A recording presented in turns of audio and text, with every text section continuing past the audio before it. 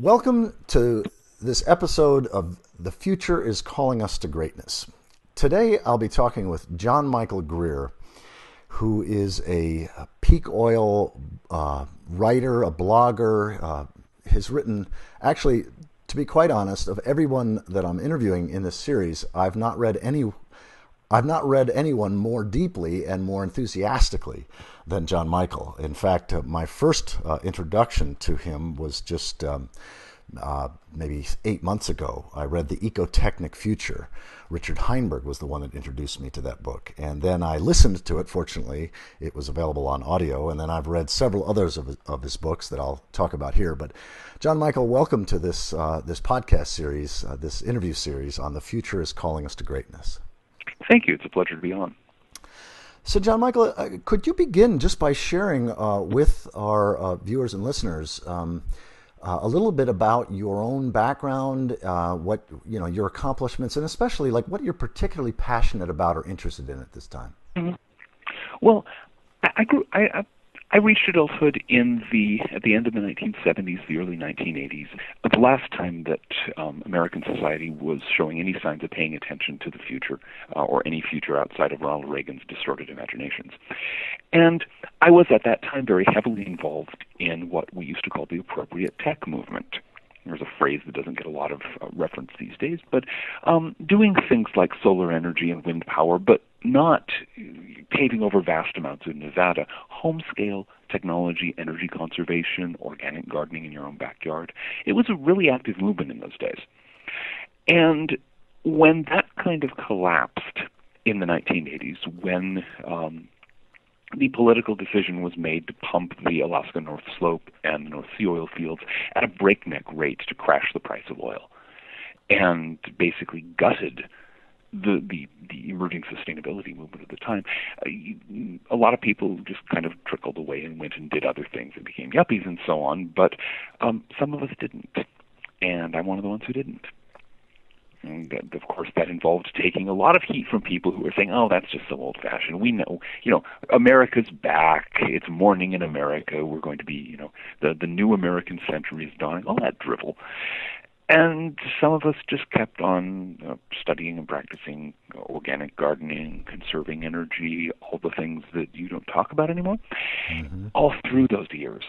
And so it so happened that just before the turn of the millennium, word started trickling out from the various geologists and petroleum studies and this kind of stuff that, actually, we weren't out of the woods, that we'd simply postponed the day of reckoning for, a quarter of a century. And oops, all those people back in the 1970s who said that we were going to be in a world of hurt unless we made some changes real fast. Well, guess what? They're right. And so basically, there I was. I got involved. I had become a writer. I've written in a range of fields, but I got involved in what has become the peak oil movement when it was just getting off the ground. I think I belonged to what I believe is the first peak oil email list back at the time, and it just kind of snowballed from there. By, of course, Richard Heinberg, who you mentioned, got his book, The Party's Over, published, I think it was 2004, something like that. And that was the book that convinced me that it was worth writing about this stuff again. All the things that we had that nobody wanted to talk about during the aftermath of the Reagan-Thatcher counter-revolution, during the years when you didn't dare mention the possibility that the future wasn't just onward and upward forever. All of a sudden you could say something about that again, and it kind of went from there. Yeah. I started a blog, which I intended just to talk within a small circle of people who was sharing some of the interests of mine, and it just kind of blew up into a big, a minor internet phenomenon, and it went from there. All of this does, although it does kind of in a roundabout way, answer your question: what is it that makes me passionate? Because I think I've shown some of that. Your title, "The Future is Calling Us to Greatness," is not at all inappropriate, because greatness requires a challenge, and we're facing a whopper. And my interest, the thing that fires me, is that challenge is there, and I want to help meet it. Yeah, amen. Well, one of the things, John Michael, that I so loved about and do love about your writings is that you bring a deep time and a deeply historical perspective. One of the things that my wife and I have been doing now for a decade is traveling all over North America, speaking in religious and non-religious settings on big history or the epic of evolution, and sort of trying to help religious people into an ecological evolutionary worldview in a way that inspires all of us to work together across ethnic, religious, and political differences in the service of a healthy future for all of us. And what I found so refreshing in your writings, for example, just two of the little paperbacks that you've written, one of them called Apocalypse Not, everything you know about 2012 Nostradamus and the rapture is wrong. And then the other one, which takes on the myth of the apocalypse, the myth of end times thinking. I mean, what I loved so much about that book is you take a look at the 3,000 year history of apocalyptic or end times thinking and show whether it's secular forms of apocalyptic thinking or religious forms, the damage, the tragedy, the suffering that kind of thinking has had and has caused. Always a cop-out. Yes. Always a cop-out. Yeah. Yeah, exactly. It disempowers people to take action because why bother being in action because the whole thing's going to hell in a handbasket anyway. But then on the other side, in your little paperback, Not the Future We Ordered, Peak Oil, Psychology, and the Myth of Progress, you take on with equal effectiveness, in my opinion, the whole myth of perpetual progress. That, again, there's no need to be in action because, hey, things are going to get better and better and we don't have to worry about it. Yeah, exactly. And I love the fact that you're constantly in your writings. I mean, just for those of you that are listening in or watching this right now, I've got to say that not only have I read a half a dozen of John Michael's books, but every Wednesday I wait on his next. My wife and I both wait on his next post on the Archdruid report. And if 6 o'clock in the evening comes around and I haven't had my dose of the Archdruid report, I start getting a little antsy, But you consistently steer clear of these two false paths, either the myth of perpetual progress or the myth of the apocalypse. And I'm wondering if you could just say a little bit about that, because I see that as the essence of this idea that the past is rooting for us and that the future is calling us to greatness. Because greatness, as you say, implies being in action, being in heroic action. And so could you say a little bit about that? And it implies facing a challenge, a real challenge. Yeah. Nobody is ever heroic waltzing around Disneyland, okay? You don't get, if you're there sitting comfortably at home with a martini in your hand and nothing's happening, there's no room for heroism, okay? Yeah. There's no room for greatness unless there's a challenge to measure yourself against. With regard to the whole progress and apocalypse duality, though, that has been the thing that I've been fighting since I began my blog in 2006. And it's astonishing the extent to which people nowadays, especially, but not only in America, have hardwired into their brains the idea that those are the only two options. Either business as usual, going in exactly the same direction that we're going now, straight off to some Star Trek future metastasizing across the galaxy, or we crash and burn next Thursday and everybody dies. And it's as though, I'm going to borrow a metaphor I've used more than once here, it's as though you turned on, to a weather report on the evening news. And there were two meteorologists, and one of them was insisting that, that it's going to be, summer is about to begin. This is in March or April. Summer is about to begin. It's going to be beautiful blue skies, and then summer's going to be followed by uber summer. And then by uber summer, and the weather's just going to get better forever. And then the other guy's saying, no, the Ice Age is about to begin, and we're all going to be stomped by woolly mammoths. And they're bickering back and forth about these two exceptionally improbable ideas of the weather, and nobody's stopping to say, hold it. It's April. It's going to be 40 degrees and rainy. Yeah. And the fact that nobody notices, or very, very few people notice, the raw absurdity in this progress and apocalypse binary, this notion that those are the only two options, fascinates me. Yeah. And the fact that binary is actually the single largest obstacle in the way of our responding to the growing crisis of our time, that worries me, because that's the flight into delusion is a bad idea at the best of times, and these are not the best of times. Yeah. Go on. Yeah. Exactly. Well, I'm wondering if you could take just a few minutes and explore, just let's sort of lean into what do you see as the characteristics of the myth of perpetual progress, And why do you think? Why do you see from a historic perspective? What's that missing? How is that missing? Sort of the rise and falls of great civilizations, for example. Yeah. The idea of the myth of progress is that all of history leads to us. Okay, we are the cutting edge of the future. We are everything that's important. All of the past can be judged based on whether it contributes to creating us. I mean, you watch Cosmos or something like this, and you're going to get, well, what about these past civilizations? What did they contribute to to the creation of a modern industrial economy on the edge of space? As though that matters. As though that's the only thing that counts. But in the myth of progress, it is, because we are the cutting edge of the future. Everything hereafter is going to be like us, but even more so, with even fancier gimmicks and gadgets, because all of history is flattened out into this single upward arc from the caves to the stars. That is a delusion. There's no gentler word that matters. That is not what history shows. History shows civilizations rise and fall. Technologies are discovered, and then many of them are lost. Populations increase and decrease. This happens. The only reason we can flatten that complex waveform into that rising arc heading to the stars is that we happen to be living on the peak of a really big boom time that was made possible by fossil fuels. Flat out. That's what did it. Yeah. Fossil fuels, figuring out how to extract them and burn them at a breakneck pace. That is why we've built the extremely complex global civilization we have now. As we run out of fossil fuels, and we are running out of them right now, that's going to go through the usual downward curve. Up with a rocket, down with a stick. And that's a very, very rough thing to contemplate. I understand that it's not something people want to think about. But because we've blinded ourselves into this notion that history only goes one way, that it goes our way, and that we are therefore destined to go, tromping off, into the hard, dead vacuum of space or something where we will somehow be happier. We delude ourselves with that while the foundations of our society crumble beneath our feet. Yeah. I remember my most significant mentor was Thomas Berry until his death a few years ago, and he used to say something. I heard him say it twice actually in different contexts, pretty much the same thing, and it always sort of shocked people to hear him to use this religious language in this way.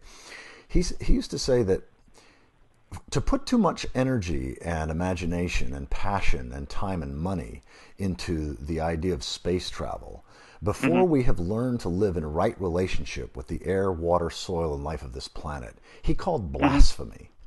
And I thought it was interesting to use that religious term in terms of this idea, because it was continuing to perpetuate this idea that not only does everything lead to us, but that how we imagine our technologies are just going to keep getting better and better and smaller and smaller and smarter and smarter and more powerful, and it's just going to without end. And it ignores, and I must confess to my own embarrassment that it wasn't long ago, 5 or 6 years ago, when I was voicing that opinion, because I had bought into this this idea that the entire universe is achieving greater complexity, greater interdependence and cooperation at larger and wider scale. And I think in one sense we do see some of that, but it also denies the very real rising and then contracting. And I don't know, I'm sure you found this, I found this, that when I talk about contraction, economic contraction, people immediately go to, oh, you're just a doom and gloomer. Oh, you're apocalyptic. Like they can't distinguish contraction from apocalypse. I wonder if you could say a little bit about that. Oh, yeah. The word that I use, because it gets everyone's hackles on edge, is decline. Okay? Nobody wants to talk about decline. And in fact, I get the same thing. If you don't, when I don't defend or don't accept the delusions of the purblind optimism of progress, immediately I must be talking about the world ending next Thursday. There is no middle ground. And it's fascinating to me watching people literally do mental backflips to avoid noticing that I'm talking about decline. Not sudden catastrophe, not business as usual, but what I called in the title of my first book, the long descent. The process that we're facing, probably to judge by previous historical examples, 100 to 300 years of economic contraction, population decrease, breakdown of infrastructure. We can go down the whole thing, ending at a dark age several centuries long from which new civilizations will rise. It's a fairly straightforward idea. It's happened many, many, many times to civilizations on many technological scales. But try showing that to people. Try asking people to fit their heads around that idea, and a very large number of them will lose it. Yeah. Just completely lose it. They will either insist on slamming to either the apocalypse end or the progress end, or they will just get furiously angry and storm off of the conversation. It's a thing we can't think, the idea that our culture cannot handle. Yeah. Yeah. Well, you know, on the other side, it's interesting because Connie, my wife, and I have been aware of climate change and global warming for decades, literally. In the mid-1990s, my job was to help neighbors come together and support each other in using less water, driving less, composting, recycling, basically all the different aspects of living a more earth-friendly, sustainable lifestyle. And so sustainability and living in right relationship to the planet has been a high value and part of my career.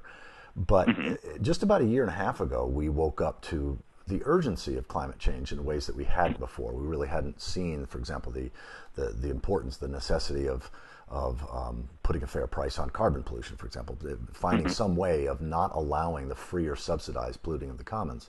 So that does seem to be a wild card that's somewhat different than previous collapsing civilizations, in that we could exacerbate or accelerate in some ways.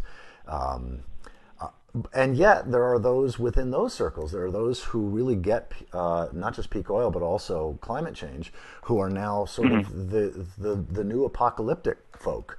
And just one of your recent blog posts addressed that. I'm wondering if you can say a little bit more about sort of the long scale for any of my listeners who have sort of got the bejeebies scared the bejeebies out of them because of this idea that we could be bringing on a near-time extinction or something really fierce. And that is, of course, a possibility, but there's a certain certainty with which some folks in those circles are speaking. So I'm wondering if you could address just briefly the sort of the ways that climate has changed in rather drastic and severe ways, and yet it didn't mean the end of the world. Oh, the thing is, global climate is unstable. It always has been. You say this in many circles these days, and they say, "Oh, we are a climate denialist." Not at all. The Earth's climate is unstable. It is a very touchy beast, and we're poking with sticks. This is not a bright idea. The fact that the Earth's climate is unstable makes it all the more urgent that we stop dumping CO2 into it. And by the way, that includes the CO2 out of individual people's tailpipes and out of their chimneys. It's not just the big polluters who are doing all. That's one of those points. The thing that I've come to call the Al Gore Syndrome, the idea that everyone else has to stop emitting carbon, is a real problem here. But the thing is, the Earth's climate is unstable. As you go back through paleoclimatology, there have been many times in Earth's history where the planet has been much hotter than it is now, and many times when it's been much colder. It also tends to slam from one temperature regime to another very quickly. Therefore, the more work they do with ice cores from the Greenland ice sheet and things like that, the more they're finding that you can get these sudden jolts in temperature up and down over a period of a decade or less. That's actually fairly common with complex systems, and the atmosphere is a very complex system. You can push it to a certain point, and then it snaps to a new stability somewhere else. Now, the thing is, our species has already been through several of these. The end of the Younger Dryas period at the end of the last ice age, where global temperature went up well over 10 degrees centigrade in less than a decade. There have been several other points. It just slammed one way or the other. And the species is still here. Can our current global economy survive that? Probably not. Can industrial civilization survive that? I have my real doubts. But the species is going to be around. The thing is, human beings are among nature's supreme generalists. We're right up there with rats and cockroaches. We are very difficult to exterminate. So, I am not too worried about near-term extinction. I am certainly concerned about the impact of drastic climate change on the ability of industrial society to hold together or to manage any kind of a transition other than the kind that you make by putting together, piling up rubble in the ruins. That could make life very difficult very, very quickly in at least some parts of the world. Yeah.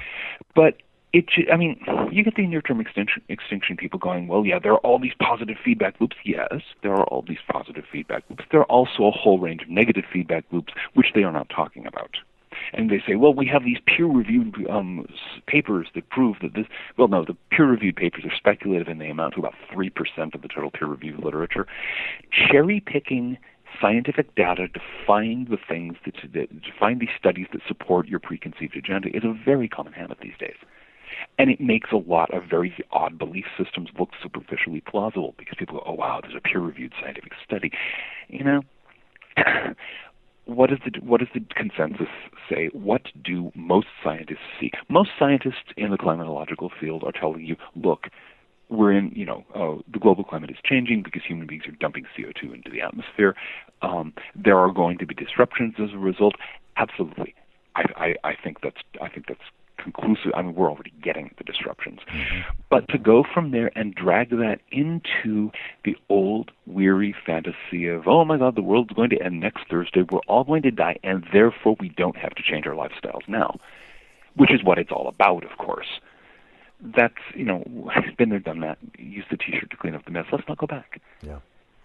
Yeah. Well, one of the things that this leads me into is wanting to ask you, which is really, I think, the heart of what I want to focus on in this series, The Future is Calling Us to Greatness, is that one of the things that I love about your writings is that you are generous in your assessment, largely generous in your assessment of others and the role that others are playing, and that others may have a different perspective, but I don't see the sort of trashing of other perspectives in the way that I do find with some.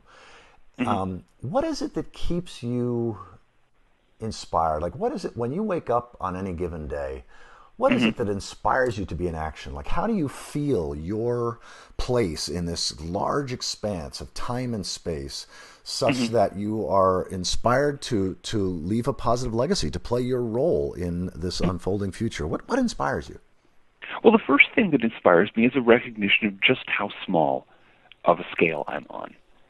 This great thing about deep time, the great thing about grasping the sheer vastness of the cosmos and of the evolutionary history of the Earth is that this is a road bump. Things like this have happened many times before in the history of the planet. Sudden climate changes, species rapidly expanding and then rapidly contracting as ecological. This is not something new. This is not something where all the future is breathing down my neck, demanding that I make the right choice. I think we have inflated ourselves in our imaginations. We've tried to be these grandiose, inflated figures like so many, Thanksgiving parade balloons, and we're just another life form. And tackling global problems as some kind of, vast, gargantuan, giant figure, that would be a real bear.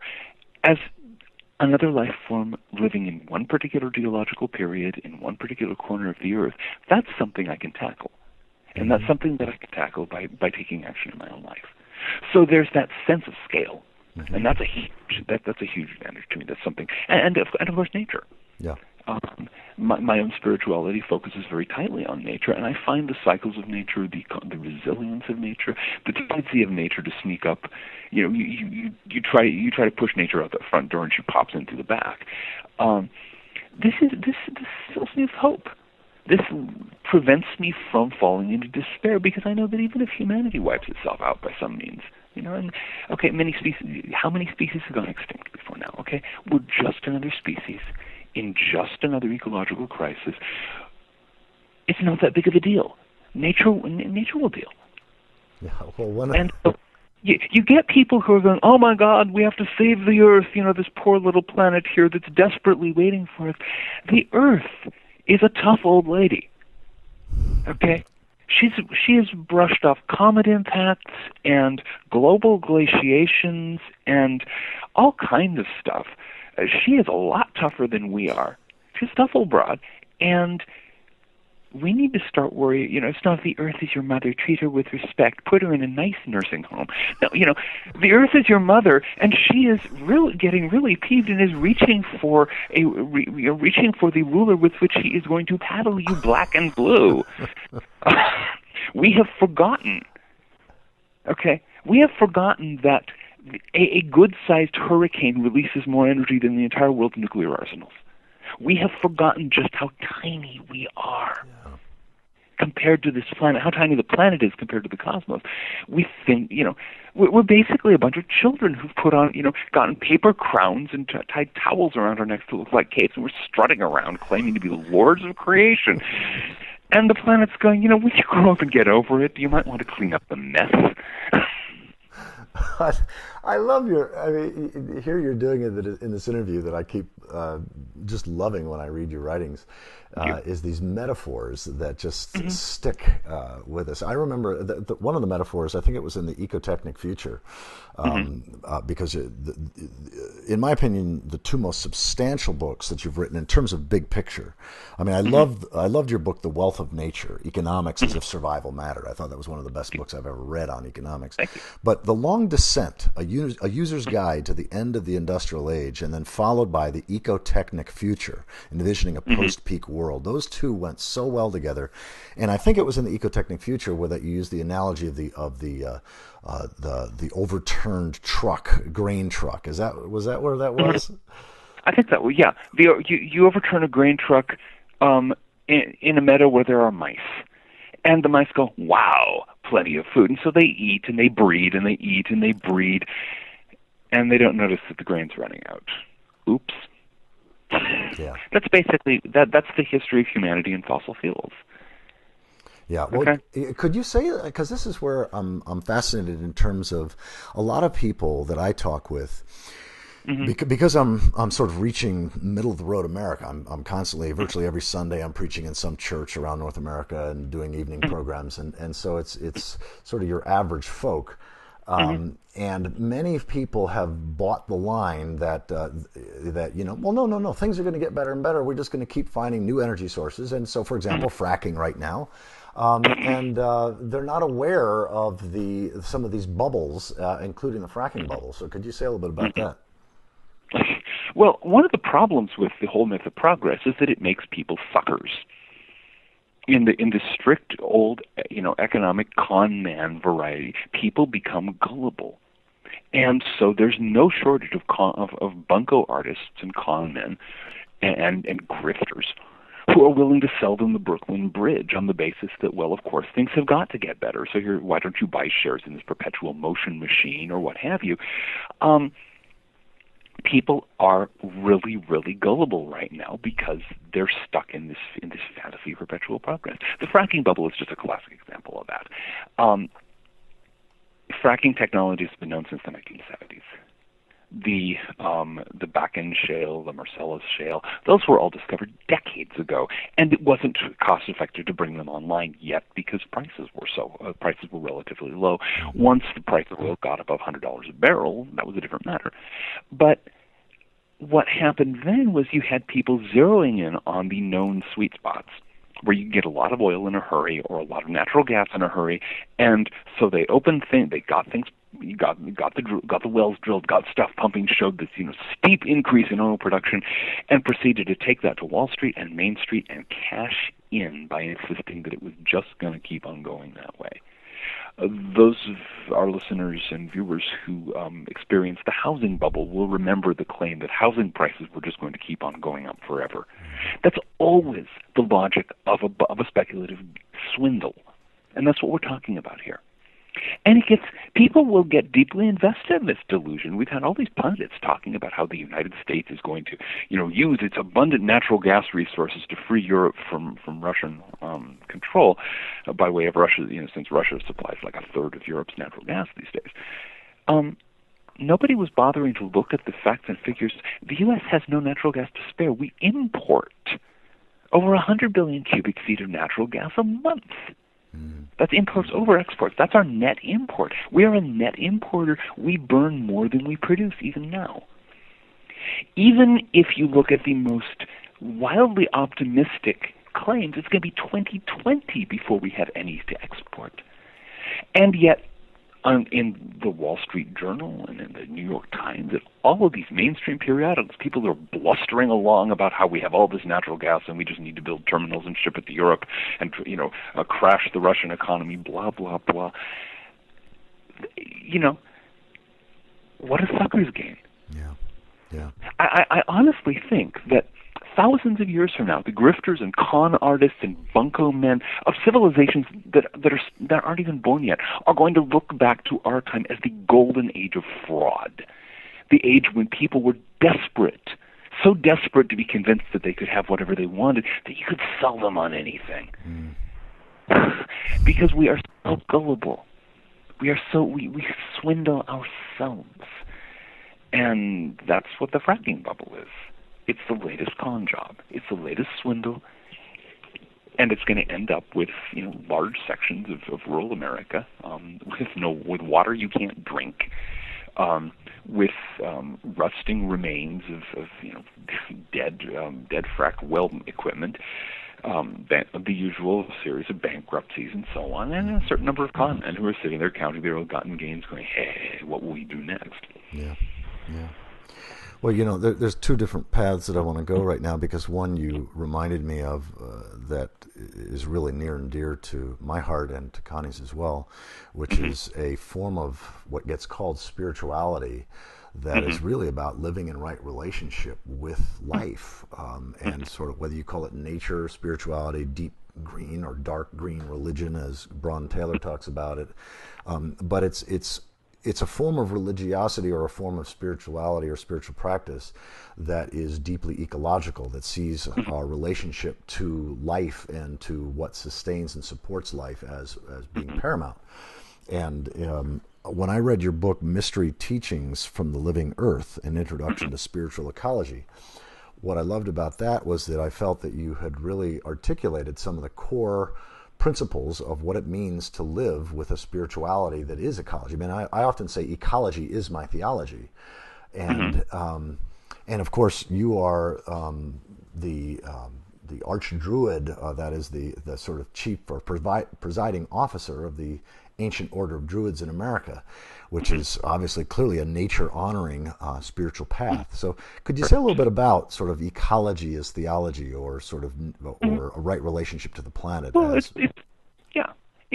fairly straightforward. Every age and every culture derives its understanding of the big picture of the cosmos, its relationship to the divine, its relationship to the deep places of the human spirit, and so on, from some other body of human experience. Because we don't have, we have some degree of direct access to that, but it takes work and it's irreducibly personal.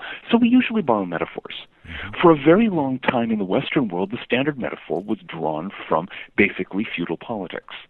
You have God, who is at the top of the feudal pyramid, and then you have the various other beings below that, and humanity fairly well up there. And it's all very hierarchical, and it's all very social and organized. And it made a lot of sense in terms of the time. The problem is that, as with any hierarchical feudal system, it only works as long as you remember noblesse oblige. Nobility has its obligations. The fact that you are at point X in the hierarchy means that you are responsible to the whatever's below you. Yeah. We've now turned that over to the Wall Street idea, where wherever you are in the hierarchy gives you the opportunity to loot and rape what lies below you. And that's not a very good approach. Unfortunately, to an embarrassing extent, that's what that kind of theology has turned into. You get people who claim to be Christian, at least, who are out there insisting that God gave us the world to plunder. Mm-hmm. I have a hard time finding that, even in the Christian Bible, which I've read extensively. It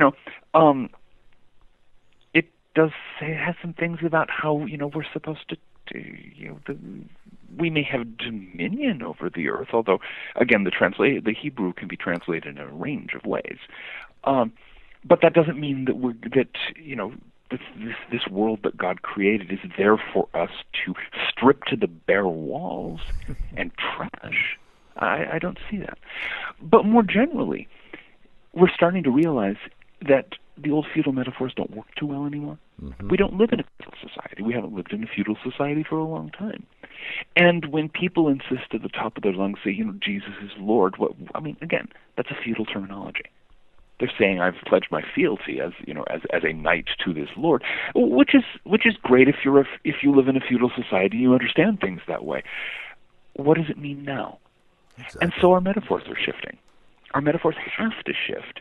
And since just as in the origins of the feudal era, the great challenge at the time was establishing some form of social order in the aftermath of the barbarian invasions, Europe was in chaos.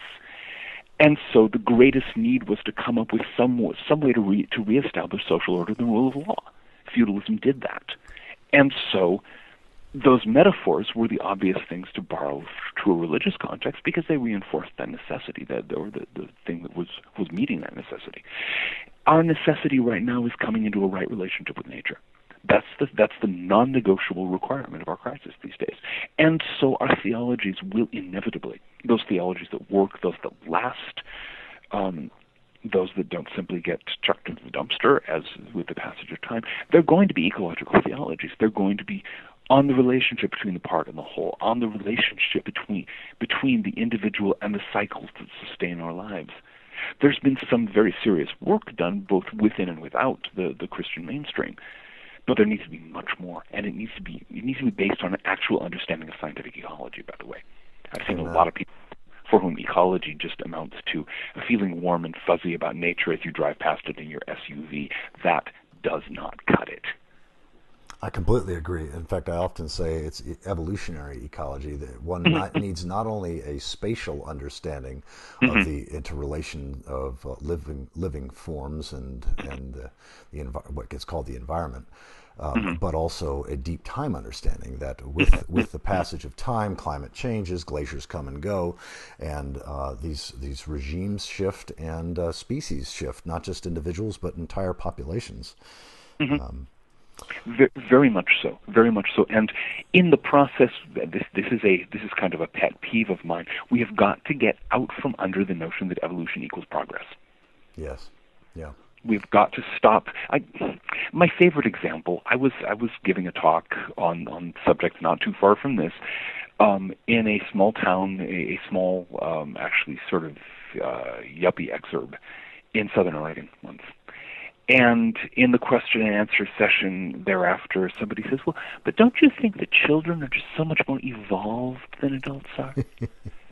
And I started asking questions, but it turned out by evolved she meant basically nicer, by which she has been hanging out with many children of late. But yeah, just you get this idea that, well, we're going to undergo an evolutionary leap. Evolution doesn't go by leaps. It may go by punctuated equilibrium, but it doesn't go by leaps, and it doesn't involve solving an evolutionary leap to solve all our problems and maintain our current state of privilege. That's just the myth of progress in drag, and bad drag. No, evolution is adaptation. It's adaptation to changing circumstances. Sometimes it moves toward greater complexity. Sometimes it moves toward less complexity. Yeah. And trying to impose that linear notion of progress and a whole bunch of other baggage onto evolution has, I think, done a lot of damage. And so yes, we need to start by getting back to what is evolution actually about. And the thing that I recommend people is that they actually pick up a copy of Darwin's The Origin of Species and sit down and read it. He was a good writer. Yeah. It's not hard. And yes, evolutionary theory has advanced since that time, but if you read Darwin, you actually realize what it's about. And you can pry yourself loose from all the various yelling and delusions and nonsense that's clustered about on all sides on the debate about evolution. Yeah, amen. Well, Connie wanted me to ask you a question that I thought was a fascinating one. And it's, if you could invite to dinner, individually, one at a time, but if you could invite to dinner 3 people who are either alive today or from any point in the distant past, any time in human history, who are those 3 people? Like, what are those 3 dinners that you would like to have a dinner conversation with someone either alive now or in the past? And why would you choose them? What is it you'd love to discuss with them? That, I would probably have to spend a while thinking about that. I know one person that I would not want dinner with him. I would want to have some beers with him. Would be JRR Tolkien. Yes. I've been a fan of Tolkien's writing since I was quite young, and I know he was partial to downing a beer or two at his favorite pub in Oxford. I would love to have had the chance. Actually, just a show of give me a time machine. Let me show up at the Inklings having some beer at their favorite pub in Oxford some afternoon in the late 1930s or something. Oh man. That'd certainly be, and that's a purely sentimental thing. That's because Tolkien's work has contributed very substantially to my thinking, and it's also been a consistent source of enjoyment to me. So he'd certainly be on the list. Well, before you go to another one, I'm just curious if you could say just a little bit about what it is about Tolkien's writings that have inspired or been of value to you. Okay.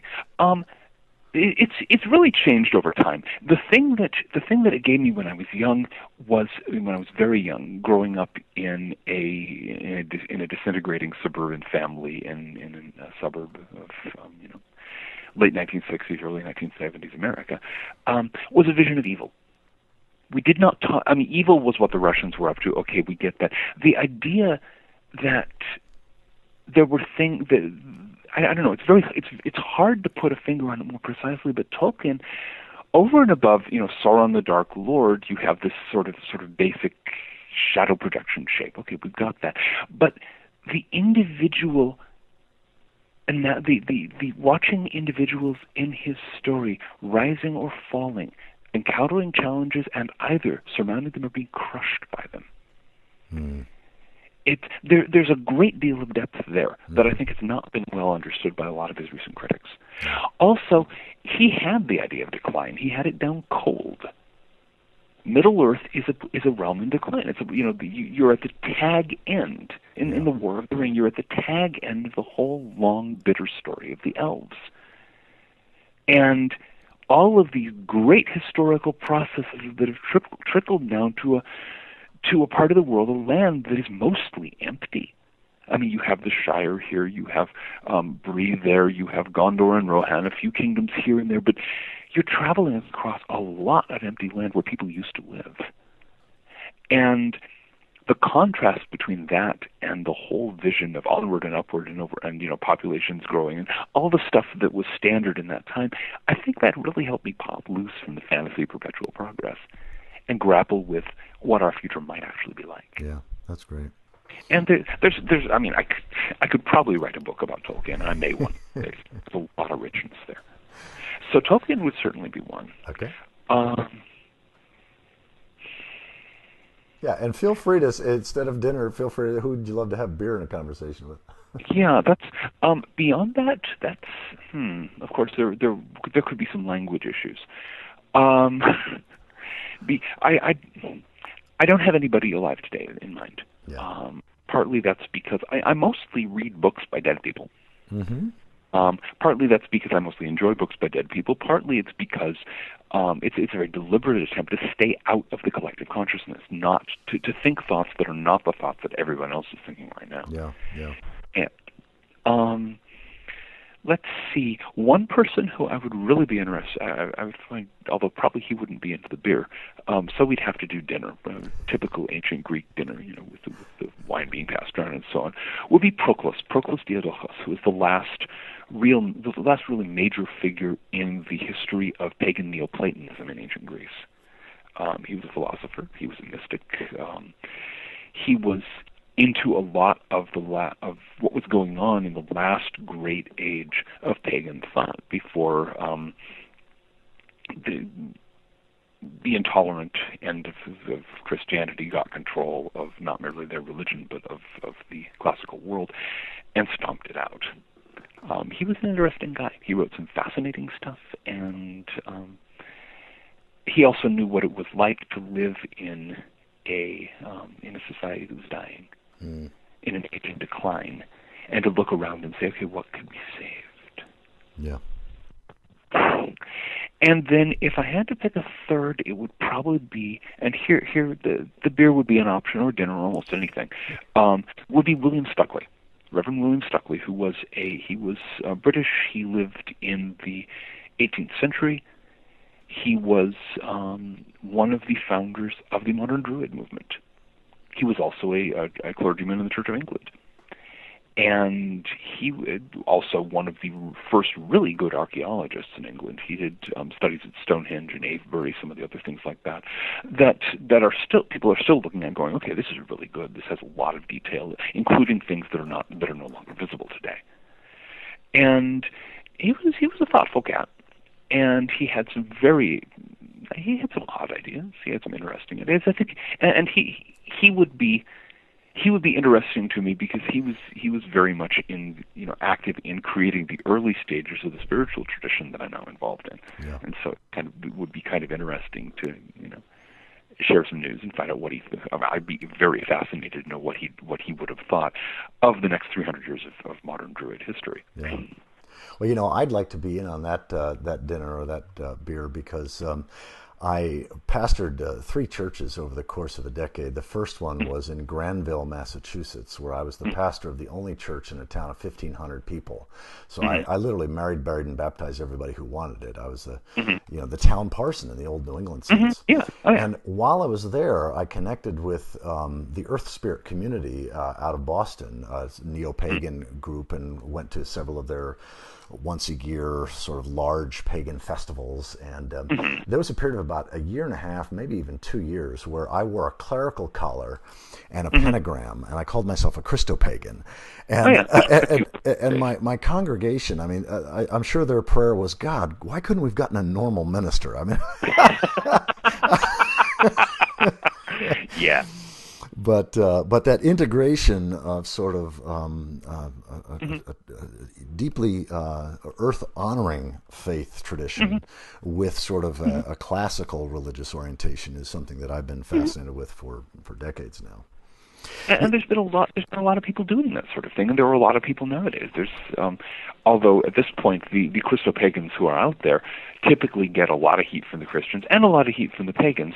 They're still chugging ahead, and I think they may achieve some interesting things. Yeah. Well, my first book, written back in 1990, was called Earth Spirit: A Handbook for Nurturing an Ecological Christianity. And that's just it. It was, it did okay. I mean, it sold about 12,000 copies over 10 years or so. But it was too pagan for the Christians and too Christian for the pagans, in my experience. Now, you did mention, of course, having beer with Tolkien and that sort of thing. And I remember listening to an interview I think that you had with, who was it?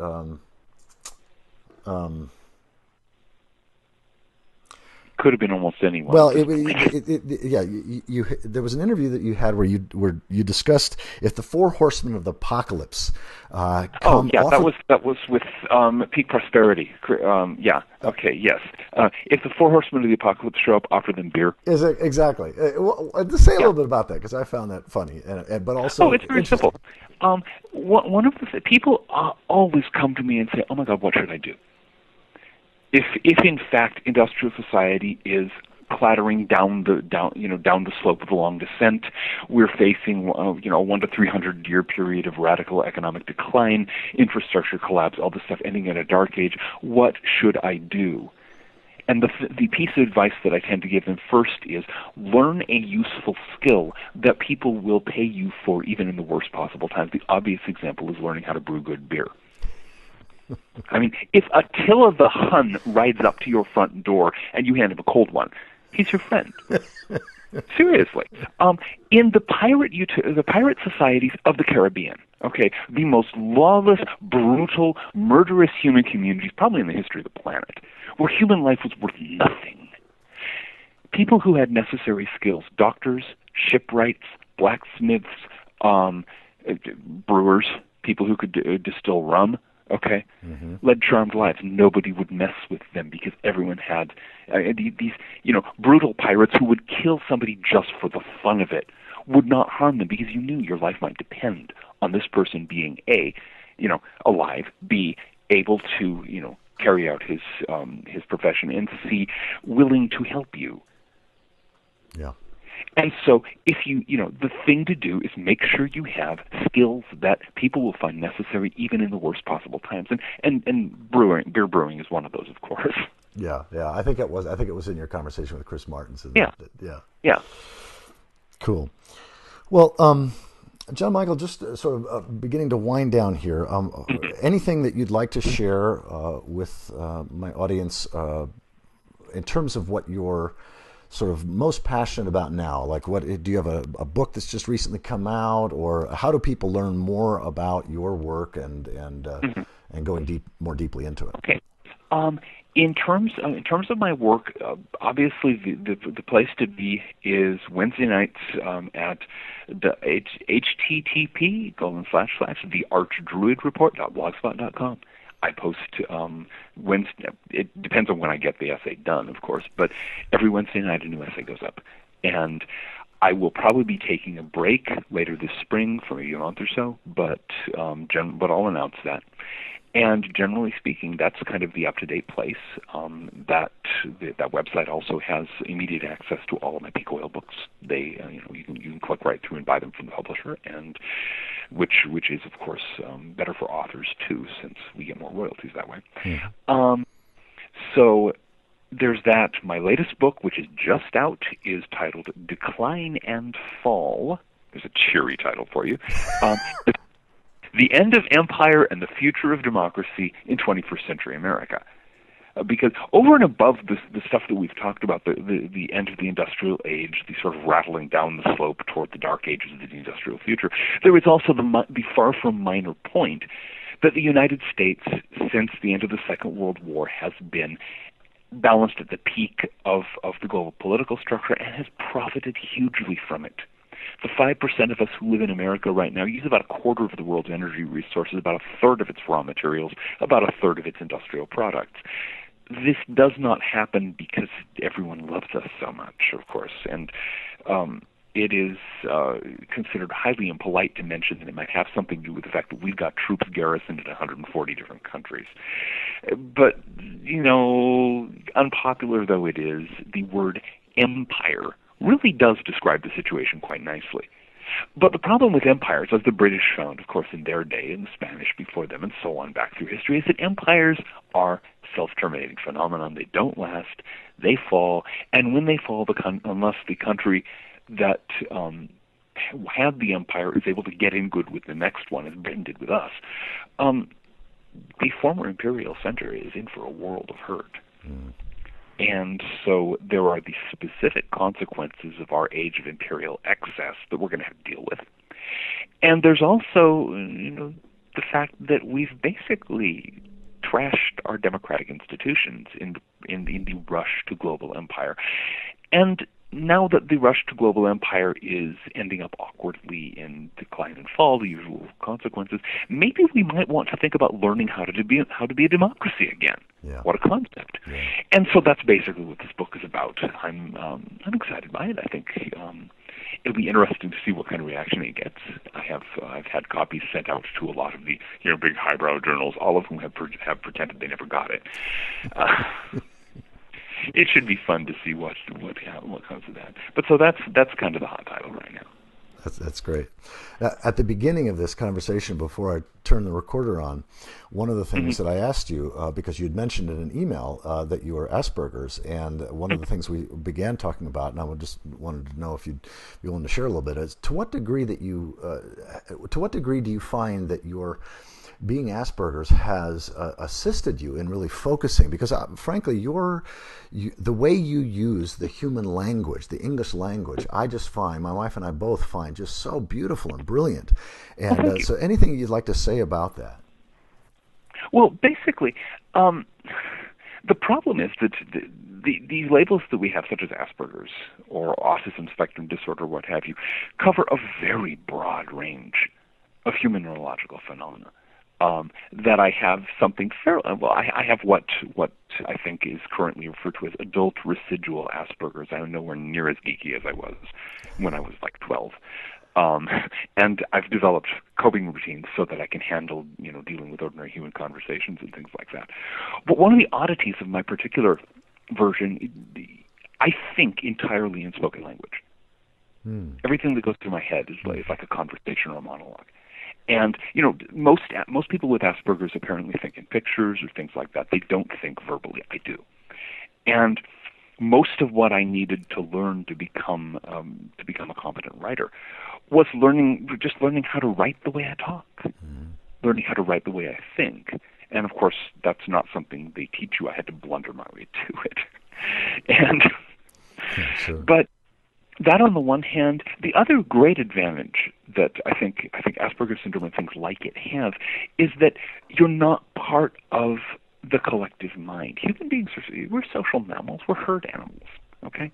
We tend to think the thoughts that our neighbors are thinking. And to some extent that gets us into a sort of sheep mentality. There are times when I'm trying to discuss, let's say, the whole issue about progress or apocalypse, and the response, you can practically hear the bleat in it. But it's different this time, or what have you. People get and people repeating that kind of catchword, that kind of buzzword, as though it means something, because it's something they've been repeating to themselves that everyone else has told to them. You can't stop progress. Well, yes, you can, but that's one of our catchphrases. That's part of our collective mind. I don't tap into that. Yeah. And that makes me socially awkward, and that gives me there are a range of drawbacks to that. But one of the payoffs is that I'm not blinded by the collective consciousness. I don't think what everyone else is thinking, and so I can actually shake myself and look around and say, "Oh, I guess we're in a decline, aren't we?" When nobody else can say that because nobody else is saying that, because the collective is just going progress or apocalypse, or one bleat or another. I love it. I know it's rude, and I'll probably get a protest letter for some sheep. Well, what this is reminding me was there was one important question that I was going to ask a half hour ago, and I totally forgot. But now I'm reminded, which is that I was reading a book last night, and I literally, at this line, I had to close the book, and I just lost patience, where the woman who was writing, and she'll go unnamed, was saying that, technology will always be with us. And she then went on to give some examples. And I'm wondering if you could say a little bit about what we've learned from a historic perspective in terms of how, you alluded to it before, but I want you to spell it out a little bit more, technologies that have been lost and sometimes are rediscovered, but sometimes they're not. So say a little bit about sort of the this is part of that myth of perpetual progress, but in terms of technology, if you could say a little bit about that. Okay, here's the one of the best examples is currently sitting in a museum in, I think it's in Athens these days, the Antikythera machine. Okay, the ancient Greek and Roman world developed a very, very extensive mastery of gears and of geared machinery. The Antikythera machine was a device for calculating the position of the planets. People had been reading these references to geared clockwork devices and so on, and nobody had been able to figure out how to make them work because attempts to do so with our kind of gears had failed routinely. Somebody finally was able to do, I forget whether it was X-rays or what, they would look through this corroded lump of metal to see that all of the gears had triangular teeth.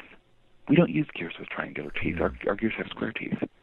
And so this little detail, and an entire world of technology based on it, which works when you have this particular kind of gearing, had been completely lost and was not rediscovered until, clockwork at all had to be reinvented from scratch in the Middle Ages.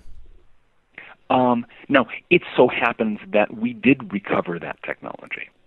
Okay? Mm-hmm. There are other examples. We have no idea how the pyramids were built. I'm sure it was not flying saucers lifting stones or any piece of nonsense like that. I'm sure that the Egyptians had some kind of clever Bronze Age device. We don't know what it is. We will probably never know what it is.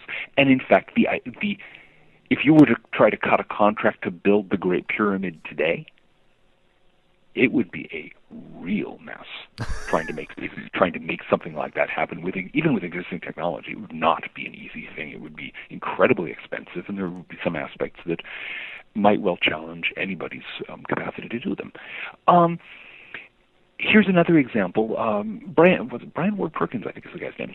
He was a historian who's written a very interesting book about the end of the Roman world. The Fall of Rome and the End of Civilization is the title. He notes that in post-Roman Britain and certain other parts of the Western Roman world, the wheel-thrown pottery went out of existence. Nobody remembered how to make a pot on a wheel anymore. We're talking a device with one moving part, and they couldn't even sustain that one. Now, of course, people will say, well, yeah, but it's kept going somewhere else. That's true. That's absolutely true. But notice in those days, societies did not have global reach, and so there were other places where things like that could be sustained. We are also talking devices that had one or a few moving parts. We're not talking about technologies that involve, say, a couple of million transistor junctions in integrated circuit chips using raw materials that have to be, rare earth metals that have to be imported from the far corners of the planet, the clean rooms, the complex solvents, all this kind of stuff. That phrase, technology will always be with us, is a thought stopper. Okay? It doesn't actually mean anything. It's a statement of faith. Yeah. It doesn't actually refer to anything relevant to our current situation, because in fact technologies can be lost. Technologies have been lost. Was it Joseph Needham, Science and Civilization in China, pointed out that back in the Tang Dynasty, the Chinese figured out how to extract sex hormones from urine, from human urine. How to extract what? Sex hormones. Oh, right. Testosterone, estrogen. Yeah. Okay, and we're using them medicinally to treat hormone insufficiency.